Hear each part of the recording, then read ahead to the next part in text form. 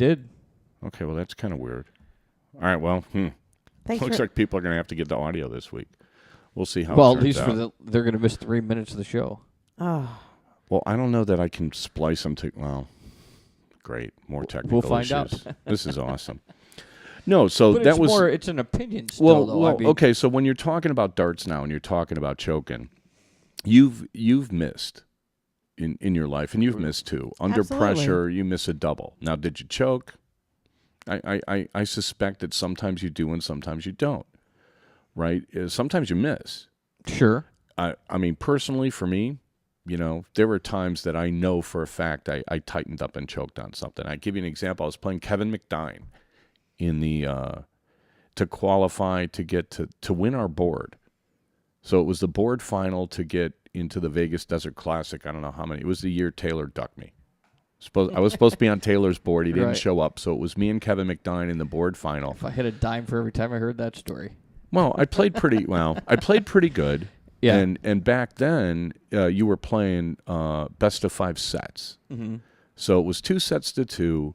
He had the throw. I broke him in the 4th leg.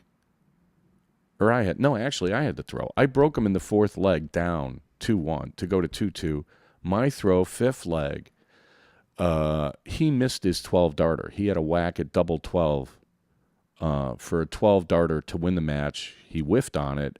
And I come up to the line on 78 after 12 darts, and I didn't even come close to hitting the double. I hit a fat 18, I hit a fat 20, and I went for tops, and it went below my fat 20, closer to the triple than the double. Right. That's a choke.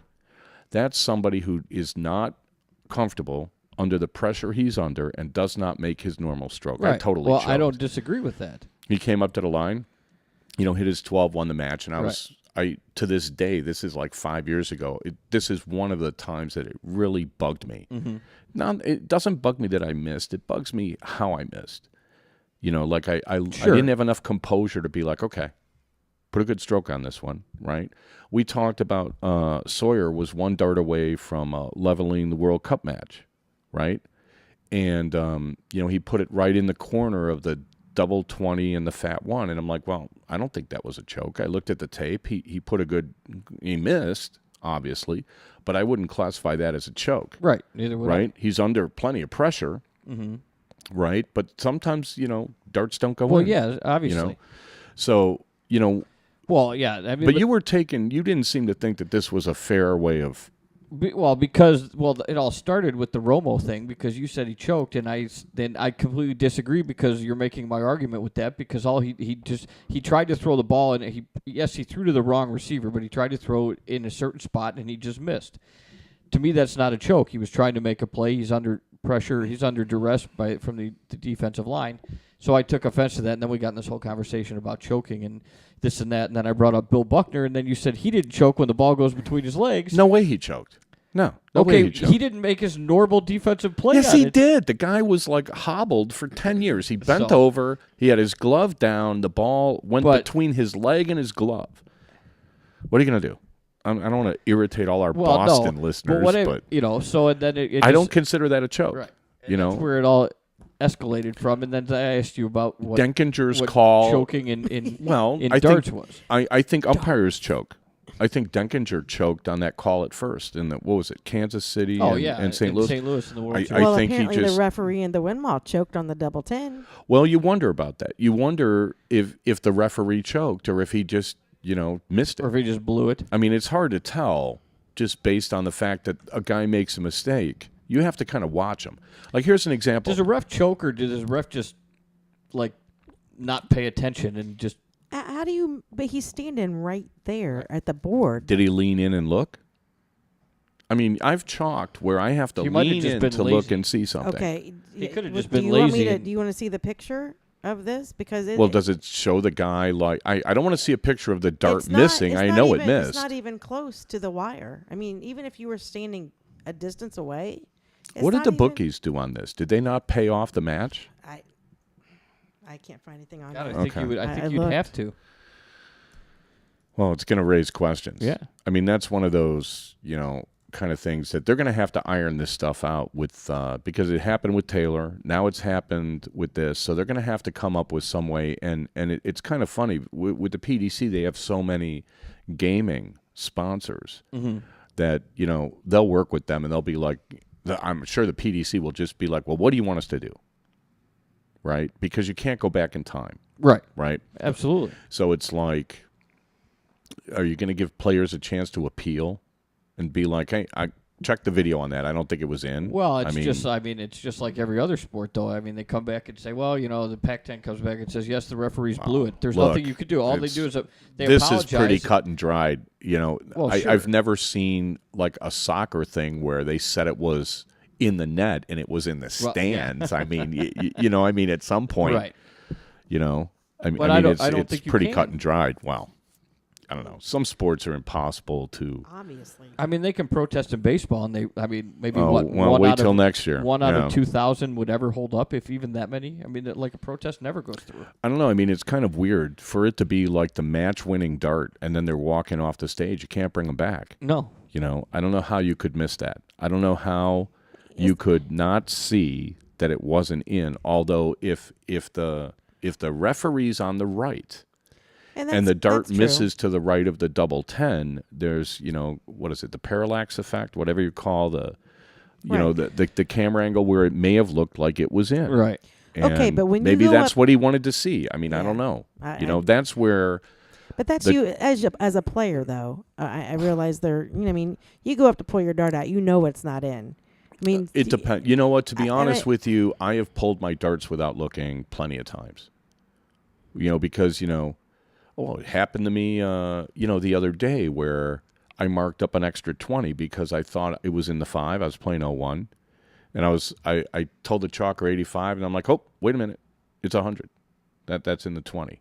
I hadn't pulled them yet, but it was like sitting on the wire. And sometimes, they're making these thin points. You got thin wires. I mean, it isn't as easy to see as it used to be with those big, fat, round wires. Mm-hmm. It was, you know what I mean? So, well, I know it's possible, sure. I mean, we were watching the championship league, and you were like, well, that's the second trip 20 I didn't think was in. That was in. I mean, you had a hard time seeing that. So, I've actually had this happen to me before. And that's why I say this. Music City, I was playing against Stacy, and I needed double 8. And I shot, and the referee called the game. You mean the chalker? The chalker. He called the game. Like stuck his arm out? Yep. Game over. I went up to pull, and it was slid up into the double 11 right above the wire. And I said, game not over. Right. Well, that's what you should be doing as a player. I mean, when you go and retrieve your dart, and it's sitting on a wire, you're looking. Right. You're looking to see if it's in. Right? So you're looking from the line, but, your third dart, when the guy says, yay, it's in, and everybody's, clapping and you're shaking hands and everything, and then you just go and like pull your dart so you can shake hands with the the referee and stuff. Mm-hmm. I could see him not looking.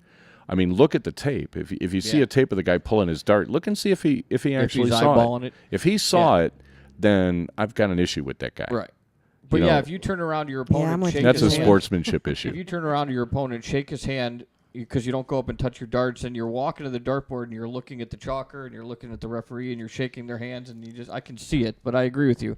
If he's actually get your dart before you shake hands is my advice to everybody. Exactly. And I'll give you another reason why to do it. I was playing a blind draw, like a dice den, I don't know, 5, 6, 7, 8 years ago, whatever it was, and I needed I don't know if I needed. I think I needed 3 bulls to win a cricket leg, and I went like miss, single bull, double bull.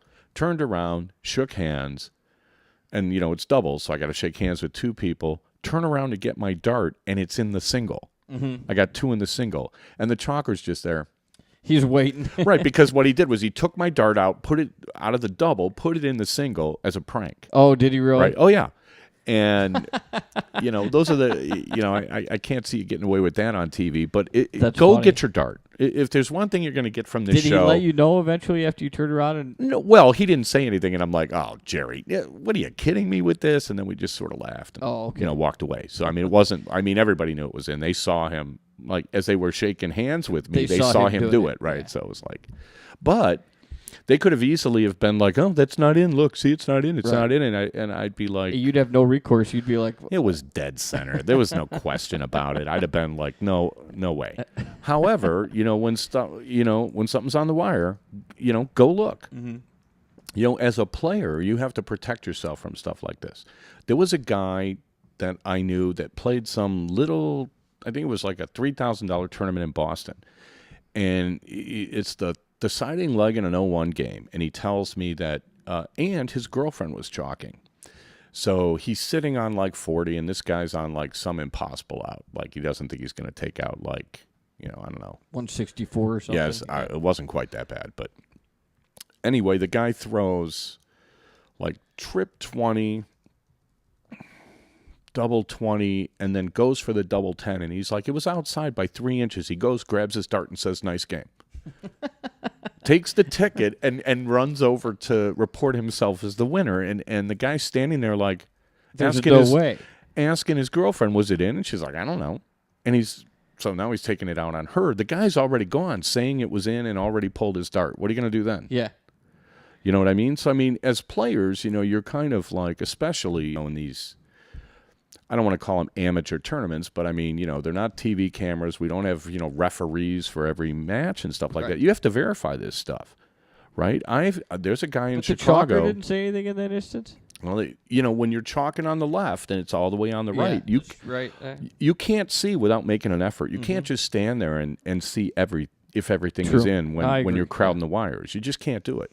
So there's a guy in Chicago to this day. We'll be playing a casual match, and if he's not sure, he's following me to the board to go look at my darts to see if they're in. Yep. And it's like, hey, it's your right as a player to do that, and if you feel the need to do it, then do it. I don't think, I trust all the guys like, I play with, on the tour, but there's always some questions. So, players need to like be smart about this stuff. And there's actually, in the BDO rule, you don't pull your darts until they've announced your score, right? And then if you don't agree with the score, the darts are still on the board, and you can say, hey, no, that's a ton 40, not a ton. Right. Right? And it's not easy to see unless you poke your face in front of the board sometimes. Especially now with these wires. As much as I like them, it's not easy to see. It makes it more difficult, right? No, it's not easy to see. And if you're playing somebody who's using those extra long points, it's even harder to see if something's in. Especially if your eyesight's like mine. Right. So there's a lot we didn't get to, but we're going over. So yeah, attributes. But we still got to a lot. All right, we'll do the attributes. Write down punctual, because that was the one I was going to add to that, and then we'll do the attributes next week. We'll wrap that up. You just add that to your little list there. Thanks everybody for listening. We will be back next Wednesday, 7:30 Central, 8:30 Eastern, 5:30 Pacific. And 1:30 in the morning in London. There you go. I guess we got listeners in London now. Did I tell you about the radio station listening to us? No, you did not. Some radio station listening to us now in London. Really? Yeah. I don't know. Nice. So that's interesting. Anyway, Stitcher.com, TuneIn.com, and iTunes for the audio. I'll try to get the video up, but no promises. We had a little bit of a glitch here, so I'm not sure quite how that's going to work out. And other than that, safe travels. A lot of people traveling this weekend, so good luck to everybody playing. You might be going to Virginia Beach, but you're not sure? Yeah, I don't think so. Although, by the way, I did hear back from one of the powers that be at Darts Live. If you want to go to the Darts Live in Virginia Beach, you can sign up when you get there. Okay. So they're waiving the advanced thing, so they've got apparently a lot of open spots. So if you guys still want to make the Darts Live in Virginia Beach, or is it in... Actually, I think it's in Newport News, but whatever, it's around there. You guys can go to Darts Live, look at the Americas Tour to get the address, and go sign up. Anyway, thanks, everybody, for listening. We will Dart Talk to you next week. Everybody take care. Vic.